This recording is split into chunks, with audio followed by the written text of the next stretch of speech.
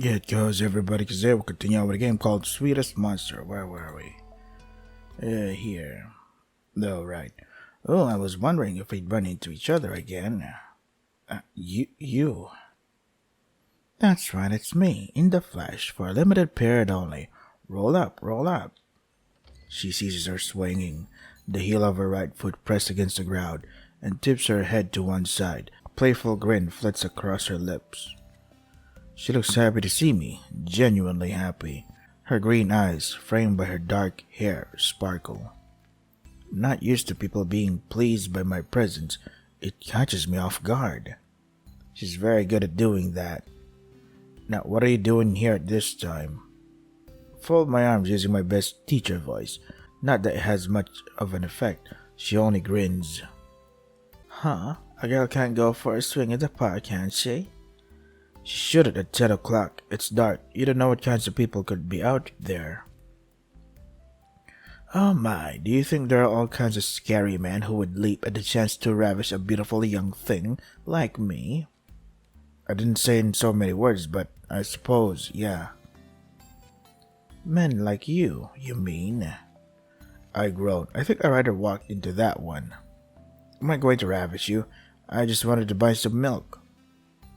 How disappointing. She points, her lower lip jutting out like a misbehaving kid. Her fluffy tail sways in the breeze, the ears protruding from the top of her head twitch.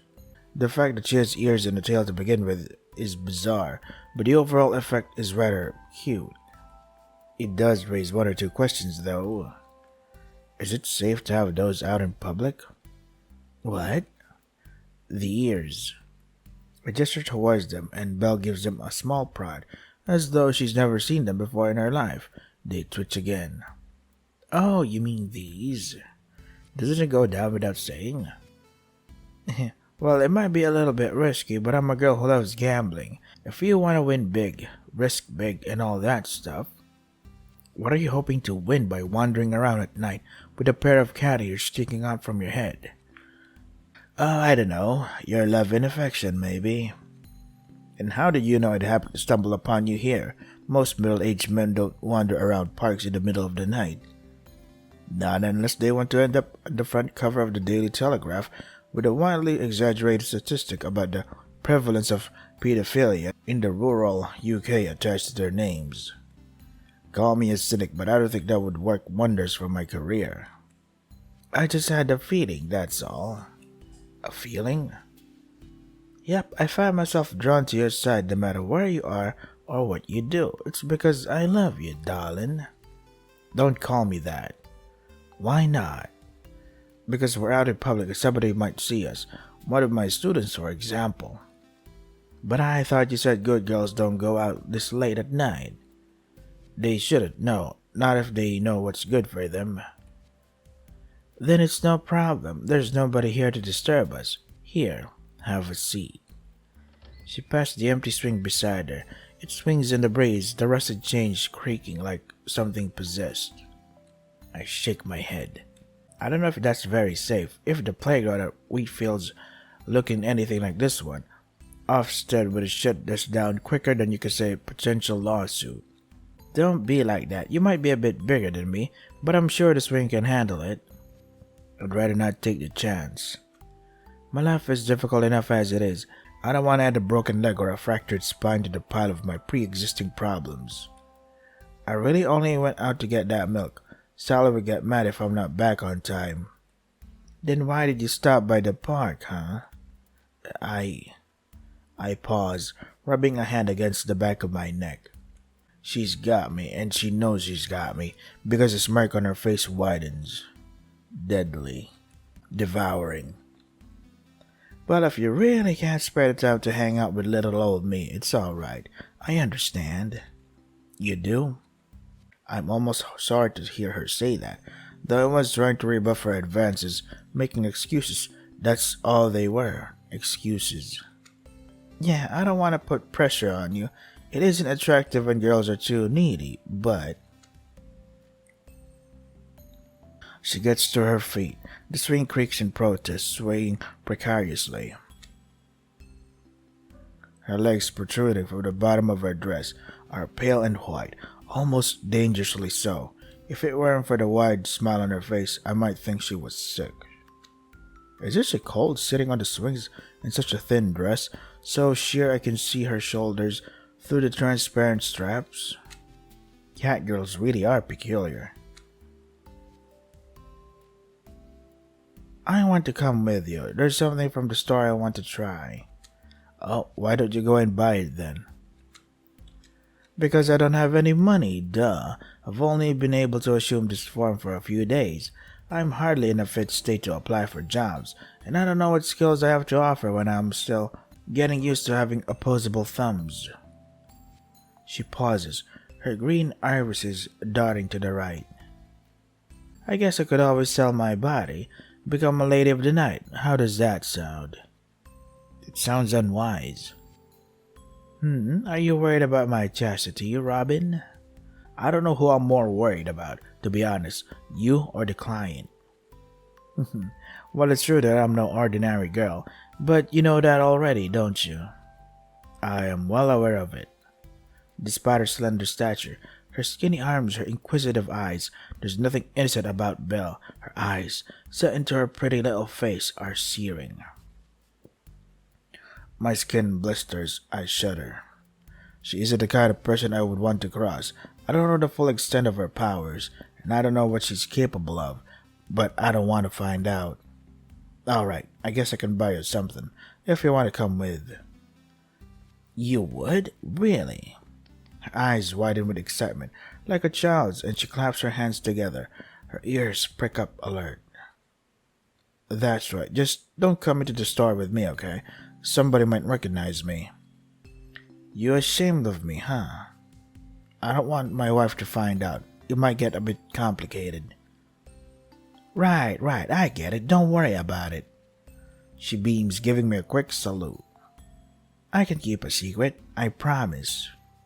I sigh, my fingers pressed up against the serrated edge of my house keys. It stings. This, whatever this is, shouldn't have to be a secret. Technically, I'm not doing anything wrong. I didn't plan to meet Belle out here. I just happened to stumble across her. It's hardly an illicit tryst. We're not having an affair. But I know, all the same, this isn't something I should talk about, now with anybody. I can't even explain how I feel about Belle to myself, let alone anybody else. Let alone Sally. Belle was as good as her word. She waited outside the store obediently when I went inside, like a puppy, collared to a bollard. Bollard? Is that how I pronounce it? Her request was also humble, much to my relief, and easily fulfilled too. An ice cream, a cheap one, only 60 pounds, the kind little kids like, made of milk. Belle sits on the swing once more, and I, though I don't know how, find myself sat next to her. My carton of milk sat on my lap. It leaks coolness against my right thigh, and I feel my skin going numb through my jeans, but I make no motion of moving. I'm too busy watching Belle. She unwraps the ice cream tenderly, divesting the frozen treat of its wrappings as though it's something precious, and hands the rubbish over to me. Here you go, present for you. Thank you, milady, much obliged. She giggles, brushing a few strands of hair away from her mouth, and surveys her prize. It's a pale white color vanilla and shaped like a cylinder. But why an ice cream of all things? I'm easy to please. I didn't want to burden you with any extreme requests, like rare jewels or designer clothes. I'm thankful for it. My budget wouldn't stretch that far, and I doubt the co-op stocks, stuff like that. Then doesn't this work out well for all of us? I guess, I don't know. It's a bit cold out for ice cream, don't you think? I don't mind. I like experiencing different kinds of sensations. Isn't that the best thing about being alive? Okay, it just seems really kind of childish. Is there anything wrong with being childish? Isn't that the best way to live life? Being excited by the small things with wonder and curiosity? Alright, Alice, alright. She giggles, sticking her tongue out at me. Besides, ice cream isn't that childish. It is when it's a mini milk. Oh, you'd be surprised.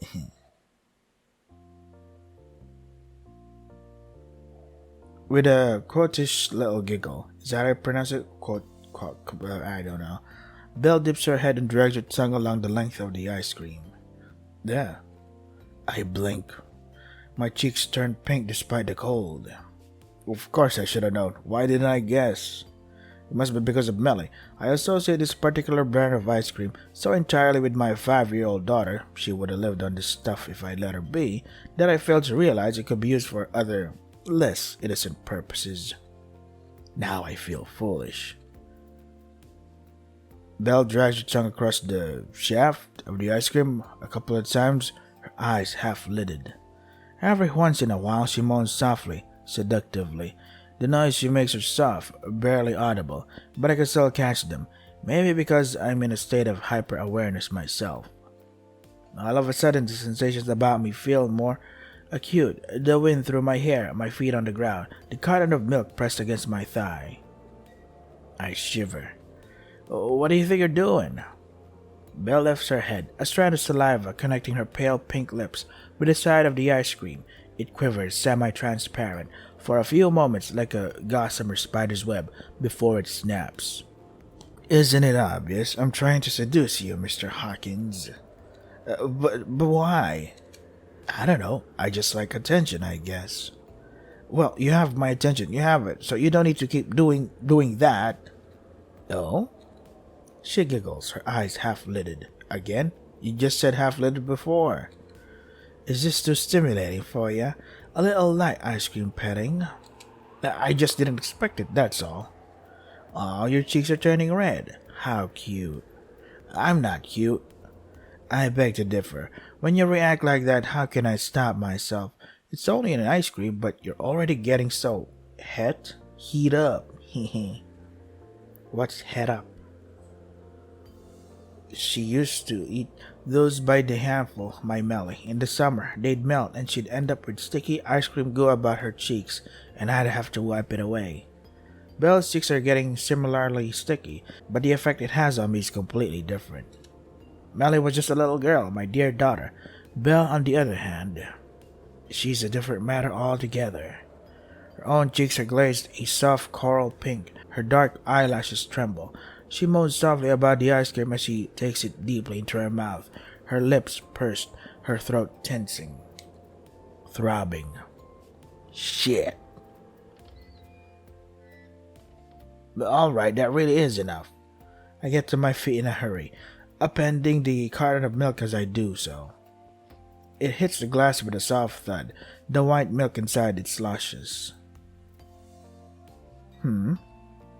Belle draws the ice cream from her lips and blinks up at me, her eyes big, bright, staring. She's enjoying herself. I can tell she's enjoying herself, that little devil. What's wrong, Robin? Was that too much for you? I breathe heavily, my chest rising and falling beneath my coat. I can feel my toes as they curl against my socks, my thighs as they rub against the denim of my trousers, and something else too. Shit. Oh my, maybe it really was too stimulating after all. I'm sorry. Belle gives me a look of concern, though I doubt it's very sincere. If it was, she wouldn't give that poor abused ice cream another covert lick. You must have it tough, Robin, getting so worked up about something so small. Your wife mustn't treat you very well, if you know what I mean. Right, I can do without the insinuations about my sex life, thank you very much.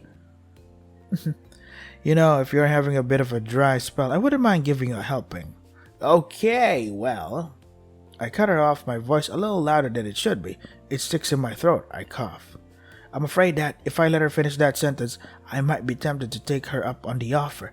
I'm a weak man, and I can only take so much temptation before I cave in. It is true, my relationship with Sally has been rather dry lately, as Belle put it, but I don't know if I'd feel better even if we were having sex on a regular basis. I don't think it would make us like each other more. She probably can't bring herself to be intimate with me now when she suspects me of cheating on her with Arabella sodding Wade. I guess I can't blame her. I wouldn't want her to be intimate with anyone who had slept with Arabella Wade either. If only Sally knew the truth. Arabella Wade doesn't hold a candle to Belle. It was nice seeing you, Belle, but I really should be going back home now. Belle raises an eyebrow, glancing at the front of my pants. Like that? Well, Oh boy, this is not good.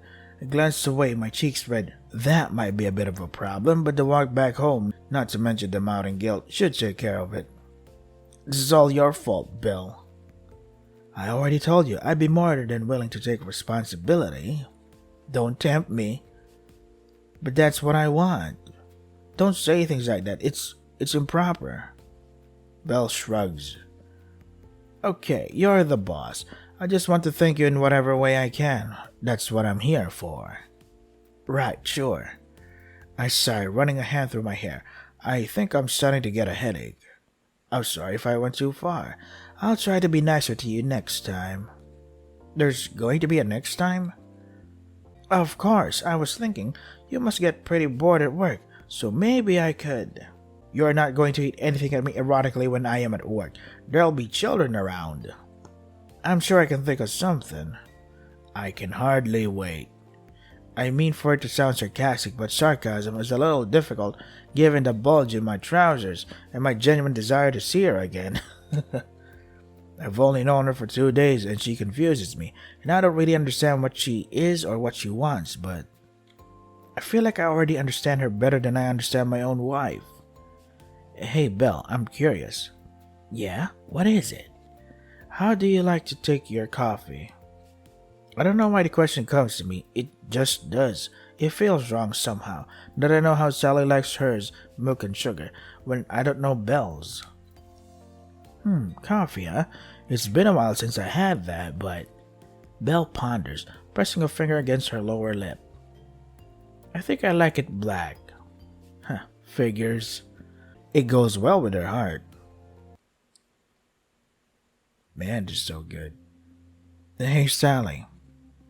I stand at the threshold of the living room, unsure whether I should step inside or not. Do I dare? Why am I feeling so anxious? Is it because of my rapidly deteriorating relationship with Sally, or is it something else? Guilt?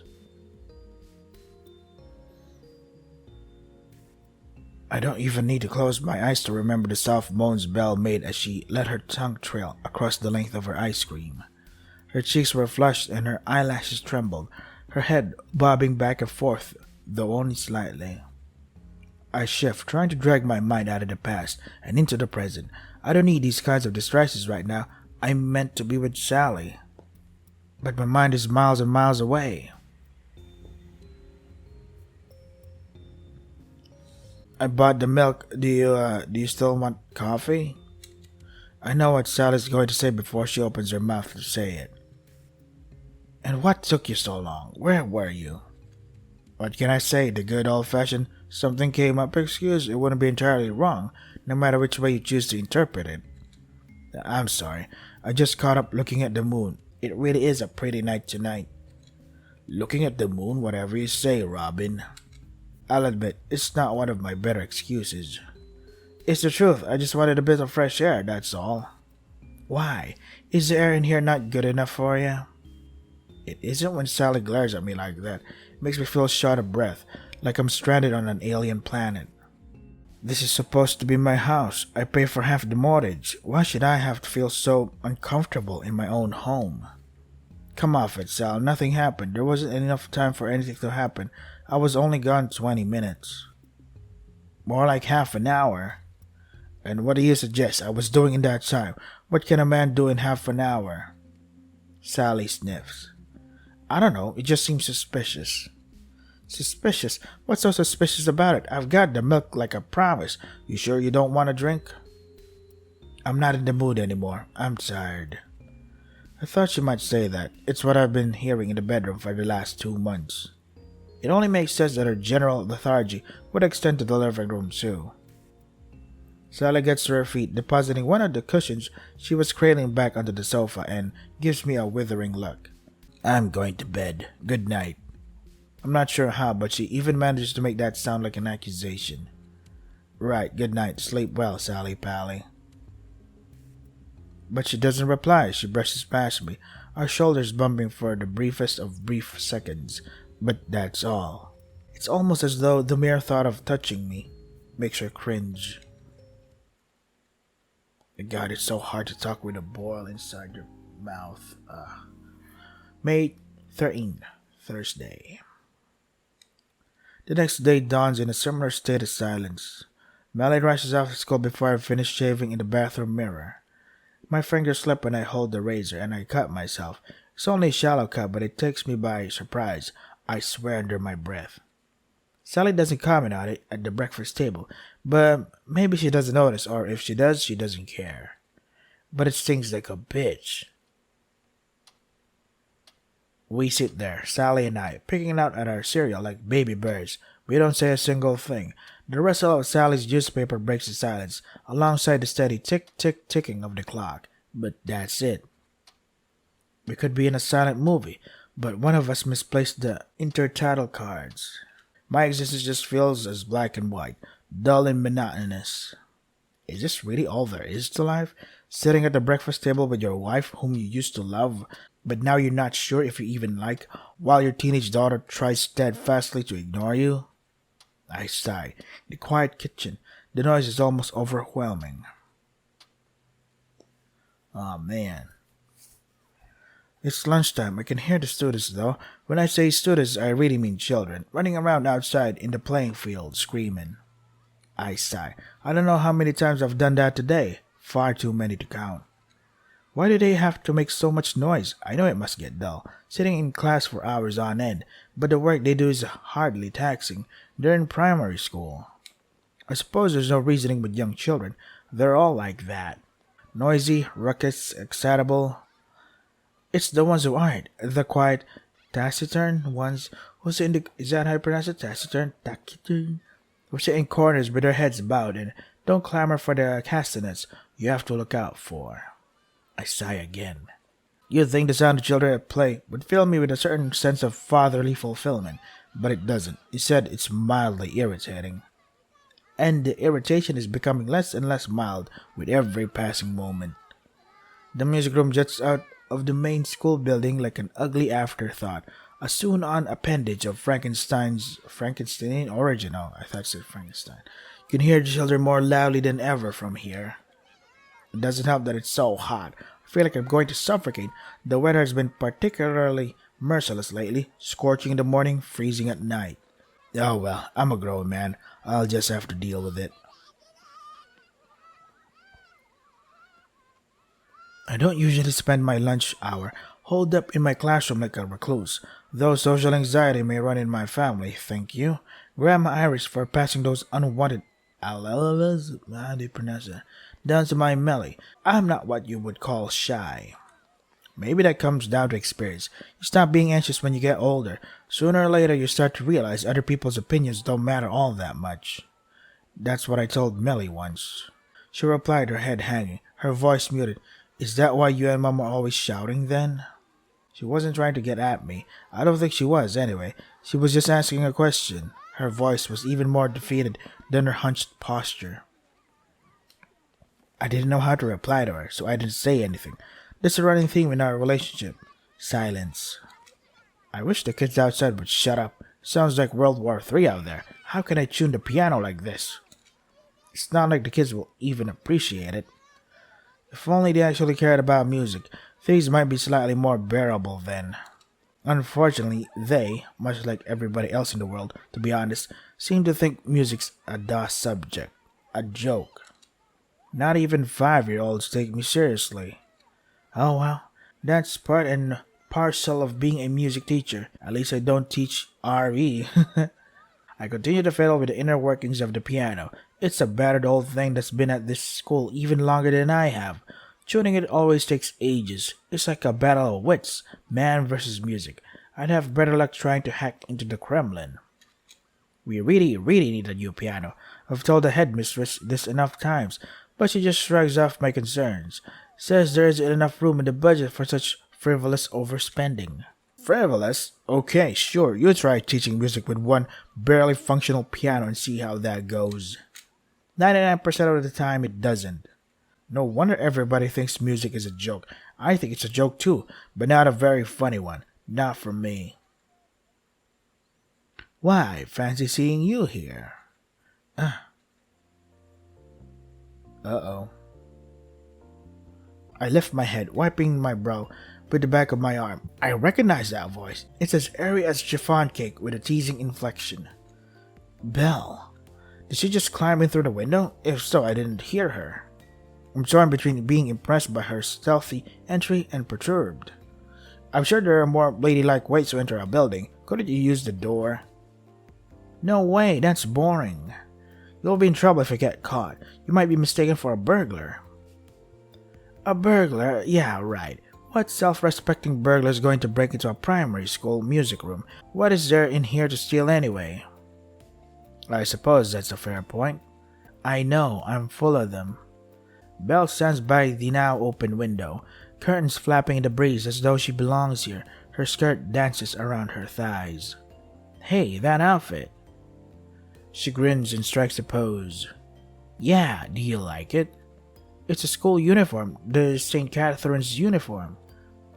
I know, it's cute, right? I like the plaid skirt. I look her up and down, arms folded, eyes narrowed, like a real teacher. Well, I am a real teacher, so that isn't an act. Sometimes I almost forgot myself. They'd never let you into St. Catherine's looking like that. Oh, and why not? Is it because I'm so devilishly good looking? It's because your skirt is far too short. It should only be a few inches above your knees, not a whole foot. My, I'm so glad you noticed.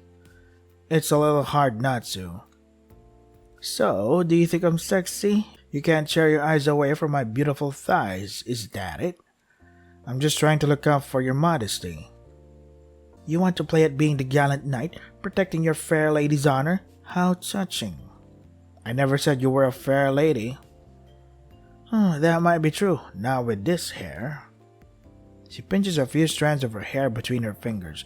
It's pitch black against her white skin, tar split across snow. A dark lady, then. Doesn't that sound romantic? I am not going to dignify that with an answer. Meanie, you're no fun, and after I got all dressed up for you too. Yeah, quite. And where did you get that uniform from exactly?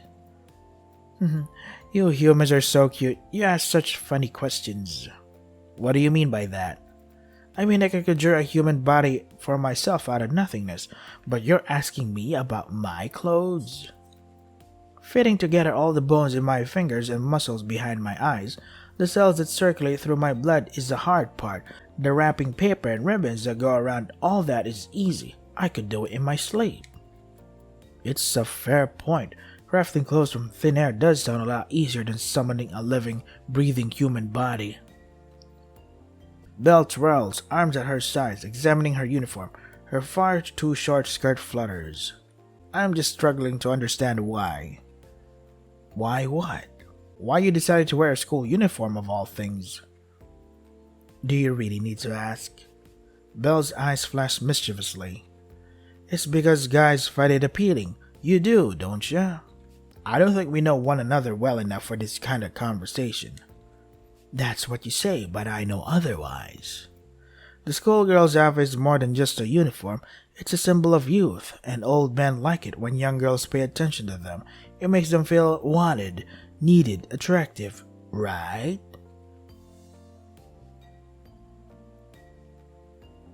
I turned my head away.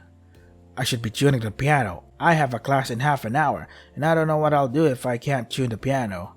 Maybe I'll forego my grandiose plans and bust out the maracas instead. Little children like making noise. They'd probably enjoy that more than trying to warble through "The Lord is my shepherd," all out of tune, out of time. Ooh, a piano. Fortunately, it seems the presence of this battered old Steinway has made Belle forget her previous line of inquiry, and it's a good thing too. There is a time and a place to discuss one's sexual fantasies, and lunch break in the music room, in a primary school no less, is not one of them.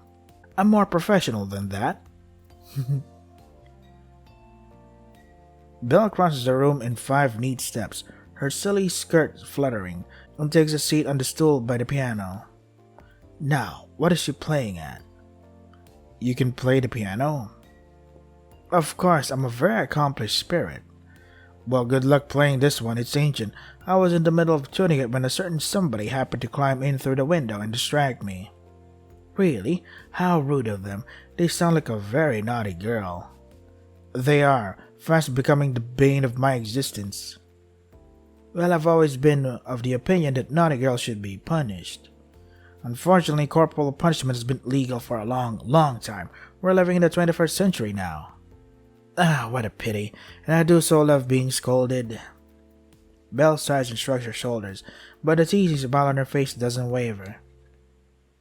Oh well, what can you do? If I can't be scolded properly in the manner to which I am accustomed, at least I can be praised. Oh wait, you have to end it here, fellas, because I have to prepare for work. So this is Sweetest Monster. Oh my god. We're falling for the thingy. We're going deep in the black hole of no return. Black hole? Abyss? What was this saying again? For to try the game for yourselves, the links are in the description. That is all for today. Stay safe and take care of yourselves.